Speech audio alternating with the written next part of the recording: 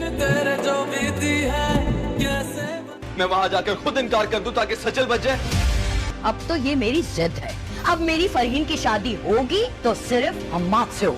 सजल, आपने फरी के लिए जो जुबान इस्तेमाल की है उसने मुझे बहुत तकलीफ पहुंचाई है। पाँव पड़ेंगे आप इसके कि आपकी तलाक याफ्ता बेटी को अपना लें ये लोग, वरना वरना क्या अम्मी?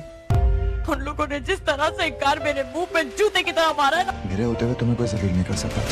इतना तो मैं उन माँ बेटियों को समझ चुकी हूँ, वरना ये भी जाए अपनी माँ के घर हमेशा के लिए। फिर वो चुप बैठने वाली नहीं है। क्या चाहती हैं आप? कितनी जबरदस्ती करेंगी आप? और कुछ मजीद जलील करवाना रह गया है मुझे। उसका जवाब तो उन्हें देना पड़ेगा। तेरे जाने के बाद ड्रामे के अगले एपिसोड में आप देखेंगे कि यहाँ फरीन की वालदा उसके पीछे पड़ चुकी होती है, क्योंकि उनको पता है कि फरीन किसी भी हाल में नहीं मानेगी। वो उस लड़के से शादी करके ही रहेगी और वो लड़का फरीन की माँ को बिल्कुल भी पसंद नहीं आता। उनको वो लड़का बिल्कुल धोखेबाज लगता है कि उसके पास एक फूटी कौड़ी भी नहीं है और उसके सारे पैसे वो फरीन के इस्तेमाल कर रहा है।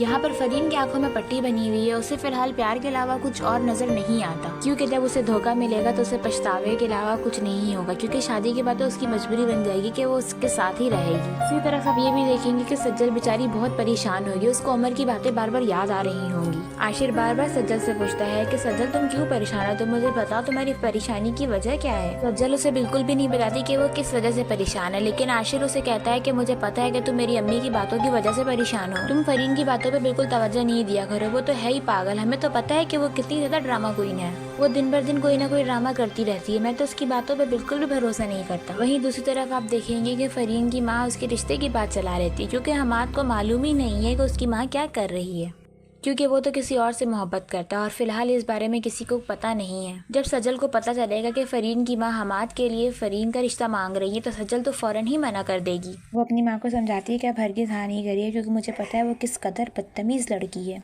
हमाद कहता है कि पहले आप लोग मुझसे तो पूछ लो, मेरी ज़िंदगी है, लेकिन फैसला आप लोग कर रहे हो। मज़ीद ड्रामा रिव्यूज़ के लिए हमारे चैनल को सब्सक्राइब करें। वीडियो अच्छी लगी तो लाइक और शेयर भी लाजमी करें। अल्लाह हाफ़िज़।